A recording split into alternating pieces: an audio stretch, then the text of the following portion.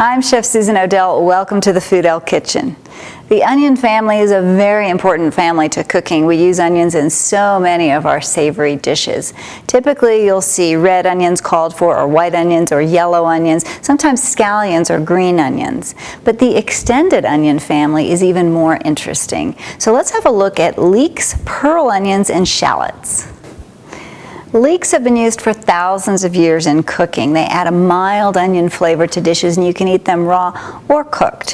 When you buy a leek, look for nice, strong, dark green leaves that don't have any blemishes in them, and try and get as much of the white stem or length as you can, because that's really the good part. Let's have a look at chopping it.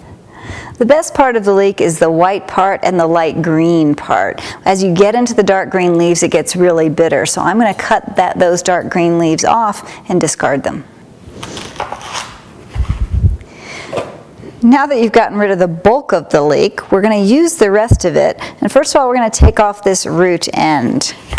Just slice that off. I'm going to cut it in half lengthwise. Now, leeks are grown in very sandy soil, and you get a lot of that dirt inside these leaves. So before you do anything else, you want to go and thoroughly wash the leek. Now that I have a nice clean leek, I'm going to show you two different cuts that are commonly called for when using leeks in recipes. The first is just to slice it. I just lay it down on my board and slice it thinly all the way through. The second cut that's commonly called for on leeks is a Julienne, or thin strips. What you want to do is take off some of the outer layers. A leek isn't part of an onion family, remember, so as you get towards the center, the layers become thinner and smaller. I like to separate my leek into appropriate sizes so that they're easier to cut. Once you line up the different layers, you can spread them flat on your board, making it much easier to cut thin strips.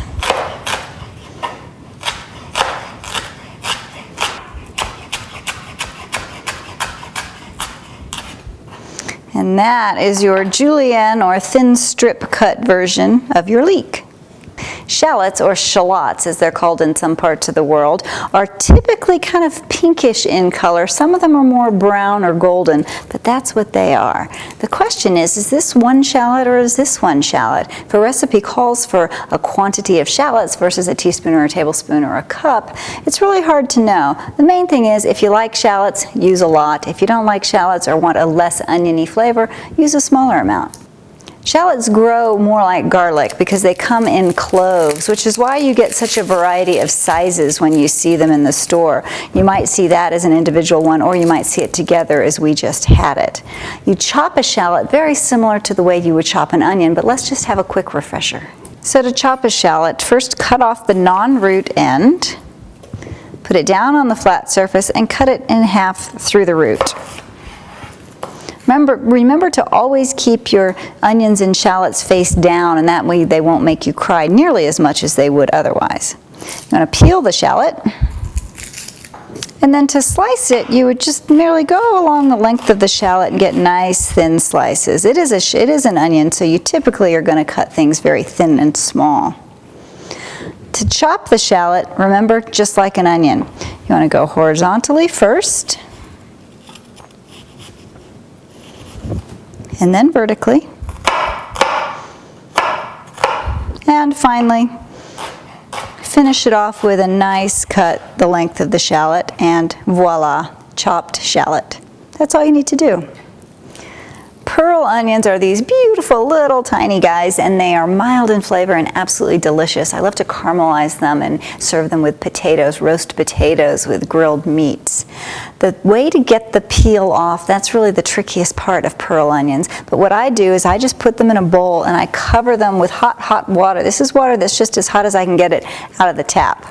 And I'll leave them in there for about 5 minutes. This will ensure that the onions don't cook, but it's going to help make it easier to get the peel off later. So my pearl onions have been soaking in hot water for about 5 minutes. This should make them easier to peel. They're a little tricky because they're small. You want to cut off the non-root end because you do want to keep them whole. We're going to cook them this way, probably caramelize them, add them to some fresh vegetables or something really yummy. Pearl onions can be time-consuming because you do have to take off the peel, and it's sort of a tedious task. If you don't have the time or the patience for this, you can buy a frozen version where they've already done the peeling for you. Onions are such an important part of cooking. They're an aromatic vegetable that adds so much flavor to just about any savory dish. But don't limit yourself to the basic red, white, and yellow onions. Extend yourself and dive into the extended onion family. You'll be glad you did. Bon appetit.